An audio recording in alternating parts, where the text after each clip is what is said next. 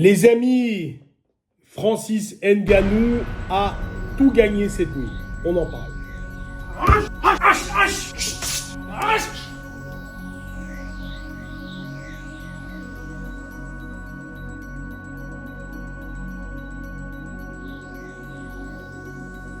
Voilà, il y a eu le match entre Tyson Fury et Francis Ngannou.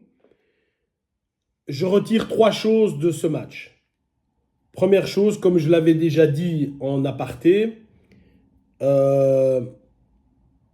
ne peut faire avec ce match que tout gagner. Et il l'a fait.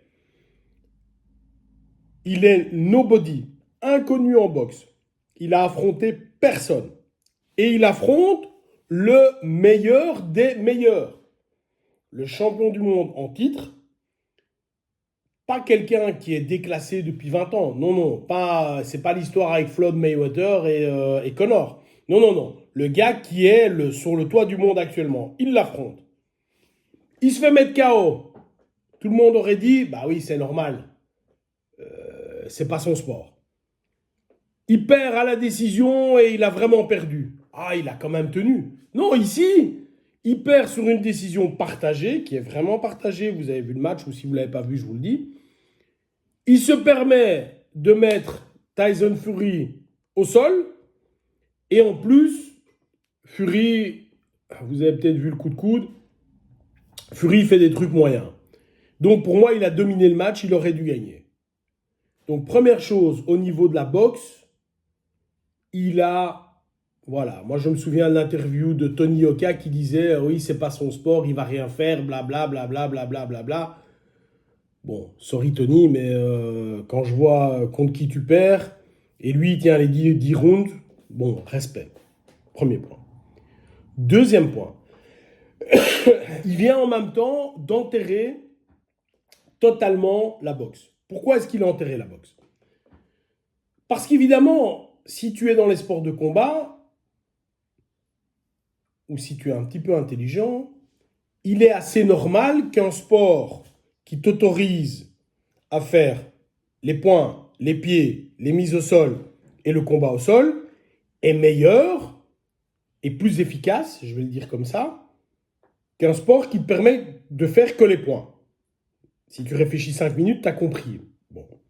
Je fais une analogie avec le Krav Maga, puisqu'au Krav Maga, tu peux tout faire. Tu as compris d'où vient mon raisonnement. Ensuite, au niveau de l'UFC, au niveau maintenant du MMA, il y a eu une série de confrontations dans le passé où on a pris des vieilles légendes, des gars qui étaient, avec tout le respect, sorry, blablabla, mais ça je mets de côté aujourd'hui, je ne vais pas être consensuel, des mecs qui étaient complètement dépassés et qui se faisaient tanner par des youtubeurs, tanner par des anciens champions, etc. Là, on a un champion, entre guillemets, en exercice, ça fait 1 an qu'il ne s'est plus battu, mais un champion en exercice. Le gars, il est sorti avec la couronne de l'UFC sur la tête. Donc, c'est champion contre champion. Donc ici, on voit déjà qu'on compare les deux personnes et on se dit, waouh, le gars, il est vraiment costaud. Et quelque part, quand il se met avec la restriction de seulement boxer, il arrive à la décision et certains disent, il aurait dû gagner. Les amis, on est bien tous d'accord. Si c'est l'inverse qui se passe, si Fury, champion en exercice, va faire du MMA avec Ngannou, c'est une boucherie. C'est une boucherie. On va retrouver une jambe par-ci, un bras par-là et la tête de Fury de l'autre côté. Donc, maintenant, c'est clair pour les gens qui pensaient que la boxe était plus exciting ou la boxe était plus difficile ou plus ceci ou plus cela que le MMA, c'est terminé. Le MMA est maintenant passé. Bon, c'était évidemment, si vous regardez cette chaîne et si vous regardez les sports de combat en général, vous le savez, mais pour le grand public, la boxe maintenant est en second plan par rapport au MMA. C'est clair et net. Ça, c'est le deuxième point. Le troisième point, les gars, ça remet quand même en perspective la performance de Cyril Gane qui a perdu en 5 rounds et qui a totalement annihilé la boxe de Ngannou l'année passée. Alors effectivement, le Gane, il a perdu contre John Jones en 2 minutes.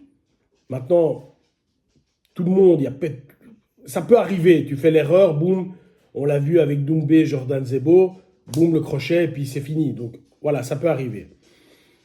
Mais ça remet quand même en perspective la qualité générale des combattants. Et ça remet en perspective la qualité d'un Cyril Gane, je pense.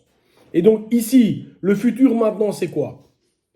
L'UFC, ou en tout cas le MMA, a pris trois pans au-dessus.